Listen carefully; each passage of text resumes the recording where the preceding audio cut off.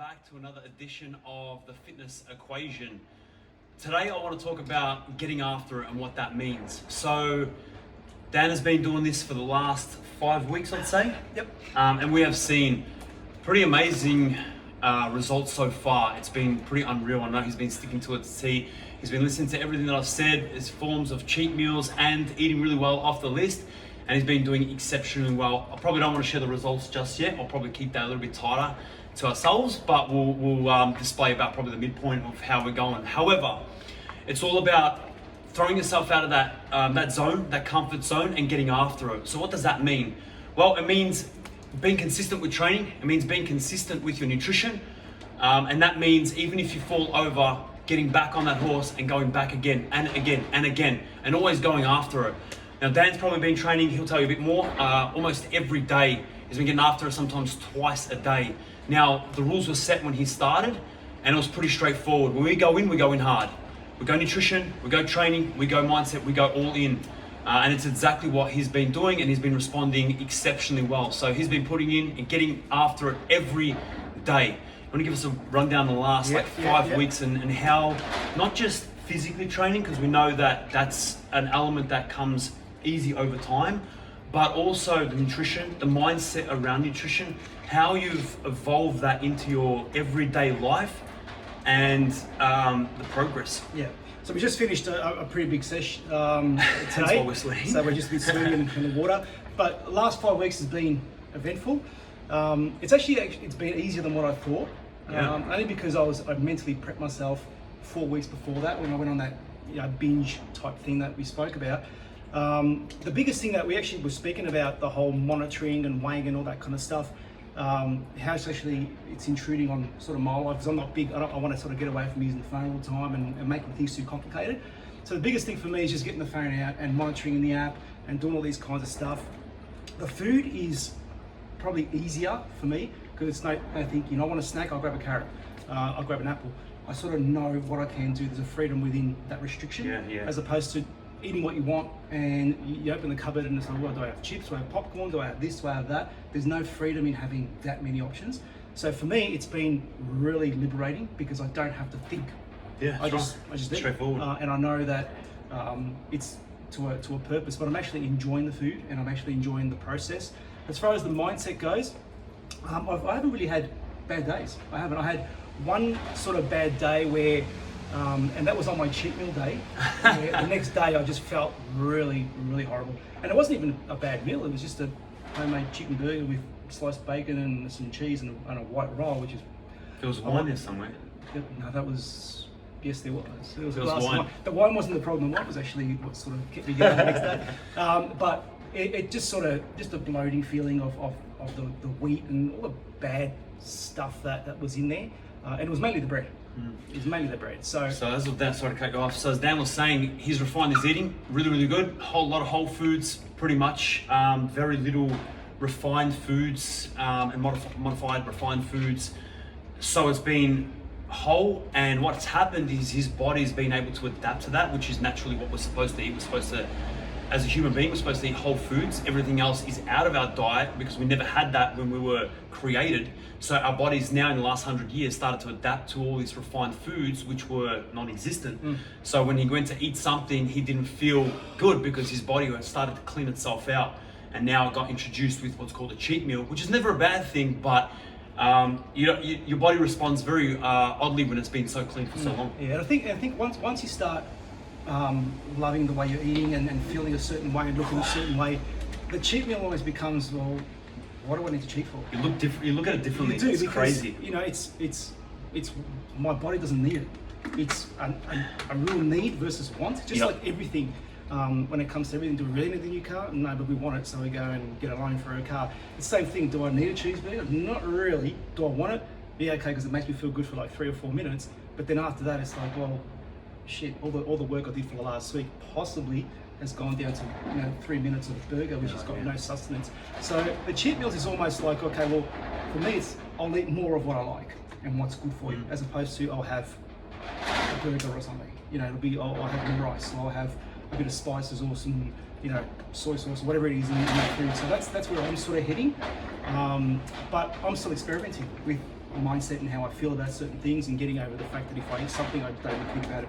The good thing about the cheat meal is I ate it, and I ate it. I didn't think twice about it. The next morning I woke up and I feel like shit, I know what it does, I'm gonna go train anyway. Yeah. So there was no guilt associated with it because it didn't hurt me, because I've been sort of going hard for the last 5 weeks, having that rubbish. Didn't really do much damage, but you do sort of notice it go on there. Yeah. You know, the training's getting heavier and heavier and heavier, but I'm getting stronger, I'm getting leaner, all that kind of thing in 5 weeks. All the damage I did in the first that 5 week glutton period, it's almost going away. But I'm sore. You know, tomorrow this is that 4 straight days of really hard training. This morning I woke up and I was sore and I was tired. I didn't sleep well because of the heat, whatever it was. But I thought, you know what, just get in the car, and when you're here, you just get strong and you just do it and it's done. Exactly. So going back to what we really originally said and what we wanted to probably set out for this topic of conversation, and probably what everyone wants to hear about, was how do you manage, I don't like to use the word motivation, but let's use it. How do you manage the motivation to actually get up and get out? Because most people will be sitting there going, oh, it's okay for you. Little do they know, you still have to do the work. You still have to get out of your house. You still have to drive to the gym. You still have to get there, put those weights on the bar and start grinding. So how do you muster that motivation, that energy, that drive to go out and do it every day? Every day. Yeah, look, motivation's like I've always said, motivation's one of those things that come and goes. You know, if you rely on just motivation, as human beings, it's very hard to motivate ourselves. When you're inspired by something that you're heading towards, an end result, the inspiration gives you the fuel to get motivated to actually do it. So for me, you know, motivation is like, I couldn't be bothered today, I wasn't motivated at all. What did it for me was the fact that, okay, well, it's one day closer to that thing that I set, that goal. So the actual end result and that insatiate hunger for that end result, for me, everything in between that and the end result is just formality.